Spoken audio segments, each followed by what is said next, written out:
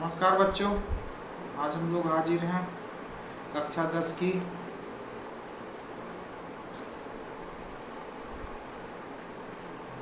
कक्षा 10 का मैथ्स का पहला चैप्टर लेकर।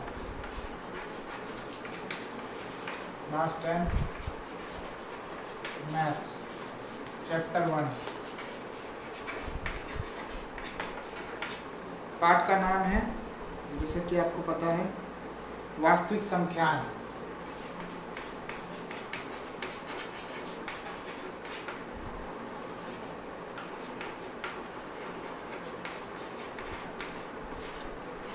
अब ये वास्तविक संख्याएं, सबसे पहले हम लोग ये समझते हैं कि संख्याएं कितने टाइप की होती हैं, है ना। तो देखिए, संख्याएं जो होती हैं वो दो टाइप की होती हैं। एक होती हैं वास्तविक संख्याएं और दूसरी होती हैं काल्पनिक संख्याएं।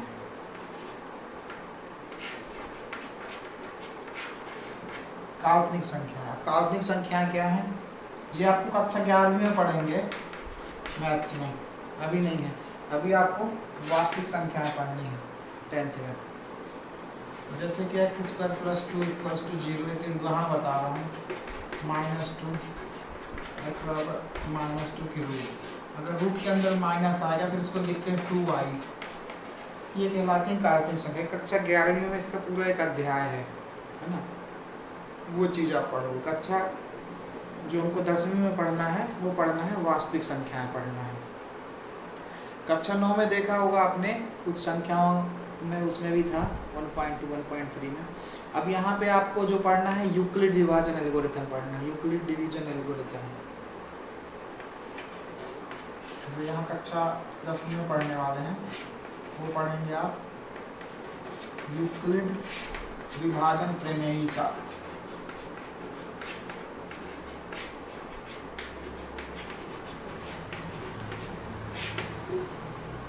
वास्तविक संख्याओं की बात कर लें, जो काल्पनिक संख्याओं के अतिरिक्त जो संख्याएं हैं वो वास्तविक संख्याएं कहलाती हैं। अब यूक्लिड विभाजन प्रमेय क्या है, ये जो है दो धन पूर्णांकों का महत्तम समापवर्तक HCF हाईएस्ट कॉमन फैक्टर निकालने में यूज होता है। ये क्या है इसका सूत्र, A = B × Q + R। अब ये मैं समझाता हूँ कि ये क्या होता है। जैसे कोई संख्या लीजिए 84, 84 ले लीजिए, ठीक है।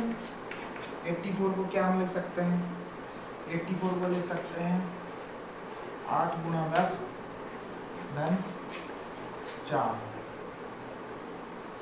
तो Q की जगह हो गया 10, R की जगह हो गया 4, B की जगह हो गया 8, ठीक है।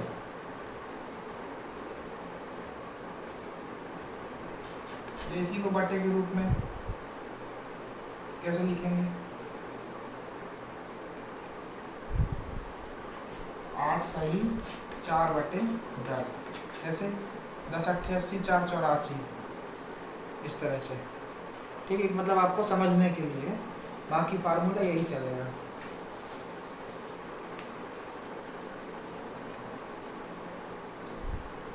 अब वास्तविक संख्याओं के भी देखिए दो भाग हो गए, परिमेय संख्याएं और दूसरा अपरिमेय। अब वास्तविक संख्याओं के अलावा हमने अभी पढ़ा था काल्पनिक संख्या, काल्पनिक संख्याएं ये भी पढ़ा था, परिमेय संख्या और अपरिमेय संख्या। अपरिमेय संख्या, परिमेय में भी दो हो जाएंगे आपको। अब अपरिमेय में जिनको हम P/Q के रूप में नहीं लिख सकते, और वो परिमेय संख्याएं वो हैं जिनको हम P/Q के रूप में लिख सकते हैं।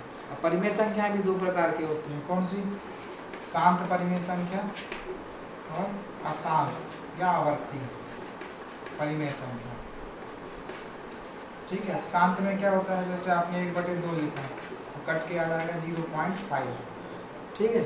और अगर ये 1/3 हो जाए तो भाग दीजिए, भाग में जब अंक 0.10 बचे 10 10 3 3 9, फिर एक बचेगा, फिर 3 3 ऐसे करके आता रहेगा, वो अशांत दशमलव कहलाता है। और ये शांत दशमलव, इस तरह से हो गया। अब यहाँ पे आपको जो है यूक्लिड विभाजन प्रमेयिका का पढ़ के हम लोग ये निकालेंगे एक पहेली है यहाँ पे किताब में बढ़िया दिया हुआ है। एक विक्रेता सड़क पर चलते हुए अंडे बेच रहा था। एक आलसी व्यक्ति जिसके पास कोई काम नहीं था ने उस विक्रेता से वाक युद्ध प्रारंभ कर दिया। इससे बात आगे बढ़ गई और उसने अंडों की टोकरी को छीनकर सड़क पर गिरा दिया। अंडे टूट गए। विक्रेता ने पंचायत से कहा कि उस व्यक्ति से टूटे हुए अंडों का मूल्य देने को कहे। पंचायत ने विक्रेता से पूछा कि कितने अंडे टूटे थे। उसने निम्नलिखित उत्तर दिया, 2-2 गिनने पर एक बचेगा। 2-2 गिनेंगे, 2-2 के जोड़े, अभी पता नहीं कितने हैं, तो एक पहेली के रूप में बचेगा, लेकिन उसमें एक और बचेगा। इतने अंडे हैं टोटल, ठीक। फिर 3-3 गिनने पर 2 बचेंगे। अगर तुम 3-3 के गिनते हो, अब अंडे कितने बयान है मान लीजिए, अभी भी अंडे या नहीं रहेंगे। 3-3 गिनोगे तो 2 बचेंगे, और अगर अंडों को 4-4 गिनोगे तो कितने बचेंगे? 3 बचेंगे, है ना। और 5-5 गिनने में 4 बचेंगे, समझ गए। 5-5 में 4 और 6-6 गिनने पर 5 बचेंगे। 7-7 गिनने में कुछ नहीं बचेगा। अगर तुम 7-7 की ढेर बना लोगे कुछ भी नहीं बचेगा। और मेरी टोकरी में 150 से अधिक अंडे नहीं आ सकते थे। कितने अंडे थे, है ना अच्छी पहेली। कैसे हल करेंगे इसको, देखो अंडे कितने थे, इस पहेली का हल करने का प्रयास करें। मतलब गणित में ये नहीं होता कि प्रश्नावली निकाली, वो प्रश्न हल किया और शुरू हो गए, ऐसा नहीं। कुछ अपना दिमाग भी विकसित होना चाहिए। 7-7 थे तो उसमें कुछ नहीं बचा, ठीक। 7 थे, कुछ नहीं बचा। तुमको यूक्लिड वाला में बताया था सूत्र, क्या था, A बराबर BQ + R, ये था, ठीक। वो संख्या A मान लीजिए, माना वो संख्या A है, n की जगह A है। कुल अंडे जो थे 7-7 अगर गिन रहे हैं, कितने ढेरे बने वो हमको पता नहीं, कितने बच रहे हैं इसमें, 0, ठीक। संख्या वही है। 6-6 का अगर ढेर बनाते हो, है ना, ये P मतलब एक ढेर की संख्या है ना। 6-6 गिनोगे तो कितने बचेंगे, 5। ये लिखा है 6-6 गिनोगे तो 5 बचेंगे। 5-5 गिनोगे, संख्या तो वही रहेगी, ये भी वही, ये भी वही, क्योंकि अंडे तो उतने ही थे। ढेर, ये ढेर की संख्या है ना। इसको P1 मान लो, P2 मान लो, P3 मान लो, 4 बचते हैं, ठीक। इसको 1 2 3, क्योंकि ढेरी अलग अलग होगी ना, एक बार 7 की ढेरी है, एक बार और 4 की ढेरी रहती है, तो कितने बचते हैं, 3, है ना। 3 की ढेरी रहती है तो कितने बचते हैं,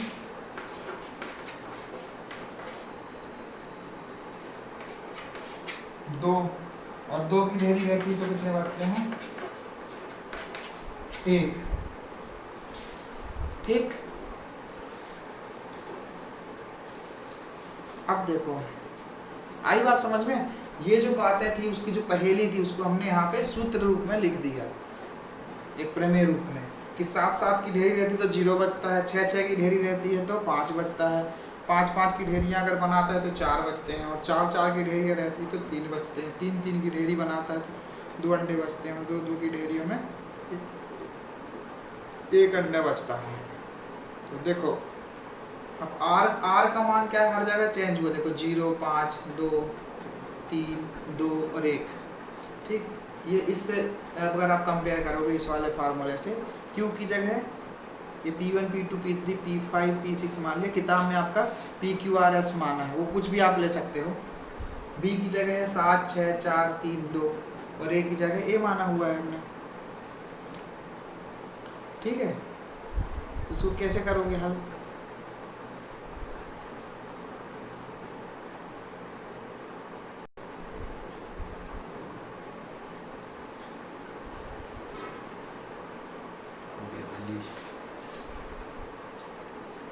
हाँ देखो तो ये 6-6 में कौन कौन से कैंसिल हो रहा है, पहले ये 6 में 7 चला गया, 6 दूनी 12, 2 बच जाएगा, है ना। मतलब देखो ऐसे करोगे तो फिर तुम सीधे उत्तर निकालने में लग गए, ये मत करो अभी, फिर अपन इसको बाद में कर लेंगे, ठीक है। फिर अपना दिमाग कैसे चलेगा, ये ढेर ढेर बनाने वाला, तो ये भी संख्या हट गई, इतनी संख्या में से कोई एक उत्तर है।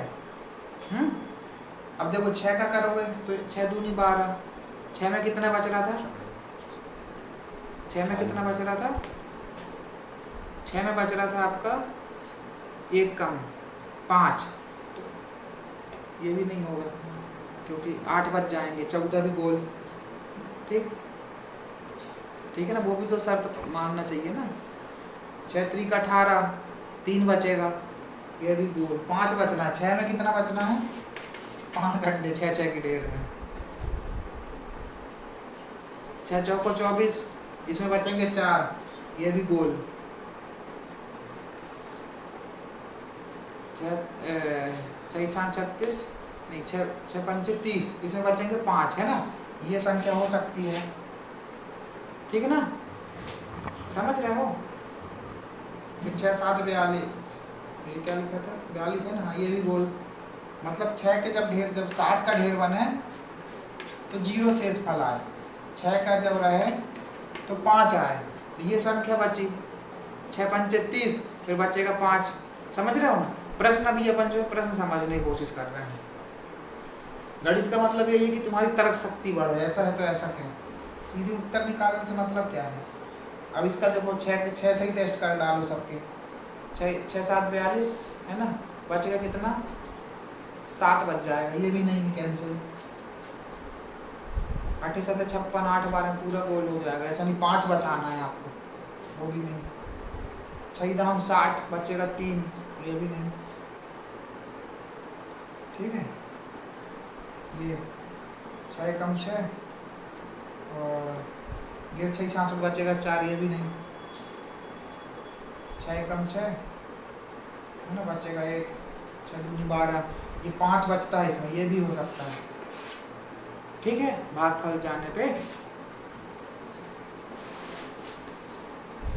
ये समझ में आया कैसे भागफल, ये 6 का भाग दो 77 है, 6 कम 6 बचेगा 1, 6 दूनी 12, 5 बचा ना, तो यही शेष फल 5 बच रहा है, इसमें भी बच रहा है, बाकी की संख्या सब कटती चली जा रही है। अभी हम और कंडीशन टेस्ट करेंगे, जो छठे पहली छन्नी से केवल वो लिखे थे, जो 7 वाली दुनिया थी पूरी लिख दी है, अब 6 वाले से ये देख रहे हैं, है ना। और ये देखो 6 कम 6 बचेगा 2, 84 में भाग चला जाएगा ना 6 का, 6 चौको 14, 14 छंग 84, पूरा भाग नहीं जाना चाहिए, 5 बचना चाहिए, ठीक। 6 इसमें दो, 6 कम 6 91 में 6 का भाग दो, कितना बचेगा 1 बचेगा, ये भी गोल, 6 कम 6, अरे भाई सिंपल भाग कर रहे हैं अपन, 6 कम 6 बचा 3, 6 छांग 36, अब 2 बचेगा, तो ये भी नहीं, क्योंकि शर्त क्या है 6 की जब ढेर बनाओ तो 5 बचने चाहिए, तो पहला फिल्टर लगाया तो ये संख्या आई थी जो लिखी थी, अब दूसरा फिल्टर लगा रहा है तो ये जो आ रही हैं वो बचते जा रही हैं। अब 6 कम 6 बचेगा 4, 6 7 42, फिर 3 बचेगा, ये भी संख्या नहीं, ठीक है।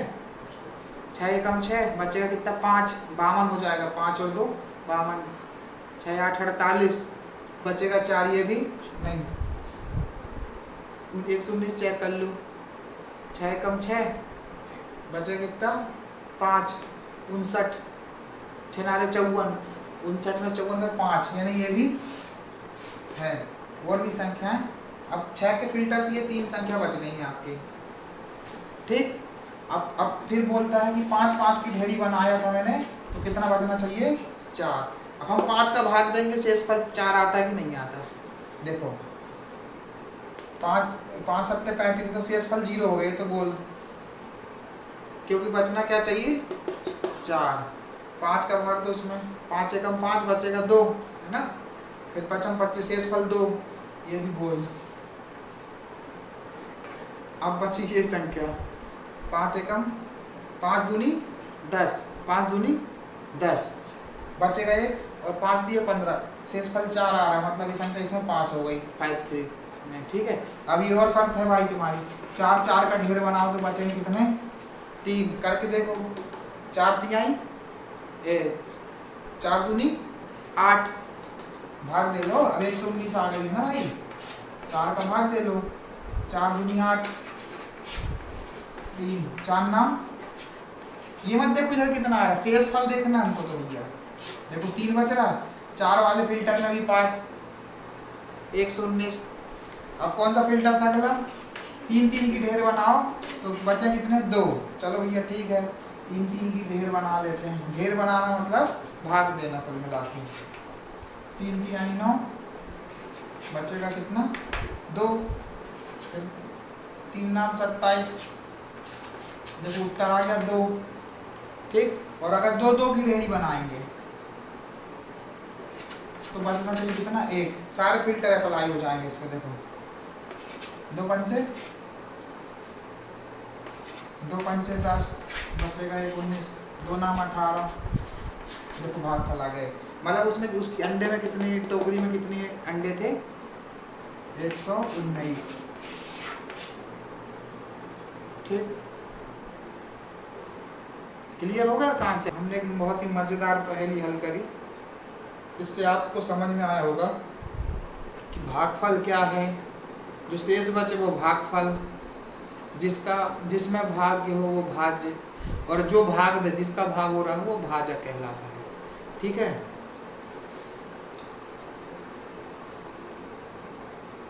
अब यहाँ पे एक शब्द आता है एल्गोरिथम। वो एल्गोरिथम क्या है, जब आप लोग बड़े हो जाओगे कंप्यूटर पढ़ोगे तो उसमें आता है ये शब्द एल्गोरिथम। एल्गोरिथम मतलब एक वह विधि है, कहना चाहिए ना, कि जैसे हम कोई सवाल हल करते हैं तो एक स्टेप बाय स्टेप चलते, कि पहले ये करेंगे फिर ये फिर करेंगे फिर ये करेंगे, मतलब स्टेप बाय स्टेप, है ना। जैसे आप यहाँ से विद्यालय जाना है आपको, तो पहले तैयार होंगे, पहला स्टेप है ना, फिर बस्ते रखेंगे, फिर साइकिल उठाएंगे, फिर जाएंगे, तो एक स्टेप बाय स्टेप आपका प्रक्रिया बन गई, वो कहलाता है एल्गोरिथम, ठीक। तो अब हम पढ़ रहे हैं यूक्लिड विभाजन lemma, Euclid division lemma, Hindi में इसको बोलते हैं यूक्लिड विभाजन प्रमेय। अब ये HCF करना है हमको। अब HCF भी आता है। HCF क्या ही, पहले ये समझिए, हाईएस्ट कॉमन फैक्टर, HCF। इसको महत्तम समापवर्तक भी हिंदी में बोलते हैं, महत्तम समापवर्त्य, समापवर्तक, हाईएस्ट कॉमन फैक्टर, ठीक है, ये F है। ये निकालने के लिए हमको अब यूक्लिड प्रमेय का प्रयोग करना है। इसमें हमको तब तक करना होता है भाग विधि, जब तक के 0 नहीं हो जाता है। देखो इसमें कुछ स्टेप्स हैं एल्गोरिथम। इसकी एल्गोरिथम क्या है, सबसे पहले स्टेप 1 आएगा, ये आप ये समझ लो तो कोई भी प्रश्न आप हल कर सकोगे, ठीक है। जैसे कोई 2 संख्याएं मान लीजिए C और D, ये 2 संख्या आपको दी है, यहाँ पे दिया है आपको C बड़ा है D से, ये एक शर्त दी रहेगी, ठीक है। तो सबसे पहले चरण में क्या करना है आपको, इस तरह से लिखना है, C बराबर D into Q plus R, ये लिखना है, ठीक। अब चरण 2 जो है स्टेप 2, स्टेप 2 में क्या करना पड़ेगा, यदि हम चेक करेंगे क्या R बराबर 0 आ गया है ना, ये चेक करेंगे हम लोग। मतलब ये पहला चरण, फिर यहाँ पर आएंगे, यहाँ पर डिसीजन बनाना है, ये तो आएगा या नहीं आएगा, 2 चीज़ें होंगी, यस और नो। आ गया है तो आपका ये जो है आंसर होगा, महत्तम HCF होगा, R बराबर HCF, ये आपका आ जाएगा आंसर। और अगर नहीं आया है तो फिर हमको ये प्रक्रिया करनी पड़ेगी, क्या करनी पड़ेगी, सेम प्रक्रिया दोहरानी पड़ेगी। ये जो R था वो अब यहाँ पर हो जाएगा R1 के रूप में, R ही रहेगा मतलब, फिर नया शेष पद R1 हो जाएगा, और ये जो Q है D है ये यहाँ सामने आ जाएगा, ठीक है। मतलब यही प्रक्रिया फिर से दोहरानी, इसको हम एक तरह से ये कह सकते हैं, एक नई वैल्यू C1 ले लो, ठीक है, और यहाँ पर D1 इंटू आर प्लस यहाँ R1 कर लीजिए। फिर इसमें वही यस या नो की कंडीशन, अगर यस है तो यही आंसर है R1, और अगर नहीं है तो फिर ये प्रक्रिया चलेगी। इस तरह से ये एल्गोरिथम काम करती है जब तक कि इसको 0 नहीं मिल जाता है। ठीक है, अब हम इसमें उदाहरण दिया है 4052 और 12576 का HCF यूक्लिड विभाजन एल्गोरिथम का प्रयोग करके ज्ञात करना है शेषफल। ये उदाहरण आप लोग देख के कर सकते हो, ठीक, उदाहरण करने की जरूरत नहीं है। इसमें दिया हुआ है पहले बड़ी संख्या कौन सी, छोटी संख्या ये लिखना है, फिर यूक्लिड विभाजन क्रमिका का प्रयोग करेंगे और HCF निकाल लेंगे।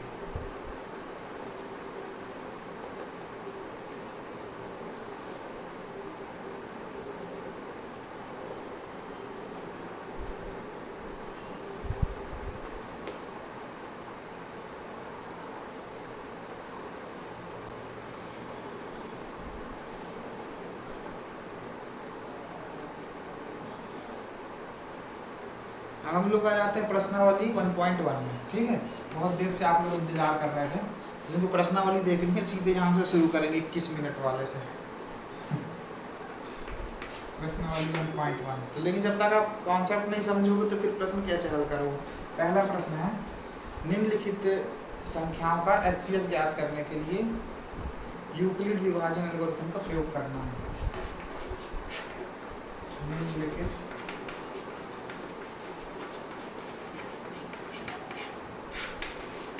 संख्याओं का HCF ज्ञात करने के लिए किससे, यूक्लिड विभाजन प्रमेयिका से, ये थ्योरम से। ठीक है, ये एल्गोरिथम से। अब पहला क्या है दिया हुआ है, 135 और 225। HCF मतलब क्या, हाईएस्ट कॉमन फैक्टर, मतलब महत्तम समापवर्त, कि ऐसी संख्या जिसमें दो, ऐसी बड़ी से बड़ी संख्या जिसका भाग इसमें भी जाए इसमें जाए। देखो 5 है दोनों के आखिरी में, तो 5 तो होगा ही।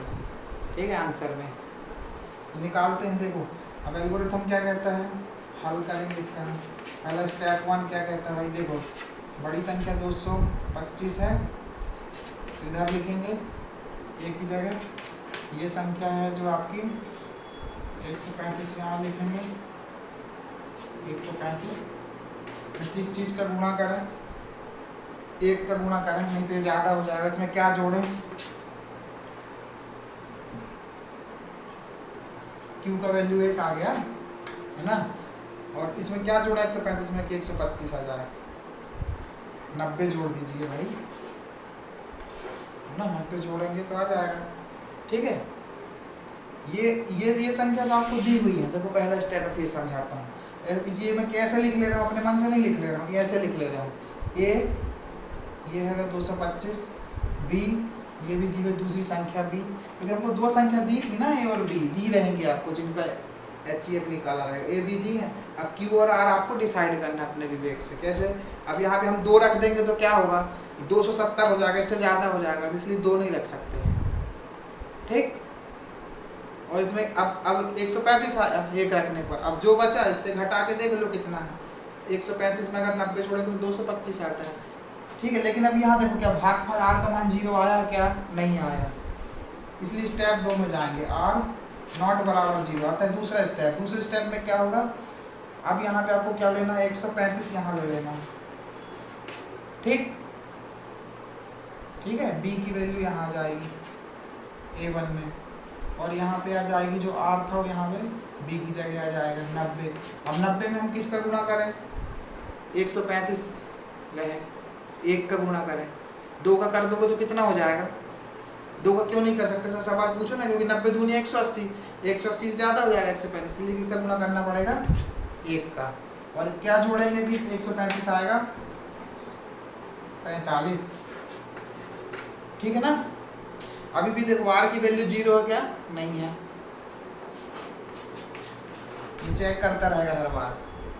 तो फिर क्या करेंगे, ये जो यहाँ पे क्या था Q की वैल्यू थी वो फिर यहाँ आ जाएगी एक ही जगह, 90 शिफ्ट हो रहा है हर बार, ठीक है। और जो यहाँ पे आर की वैल्यू थी वही क्यू की जगह बन जाएगी, यहाँ पे आ जाएगी 45।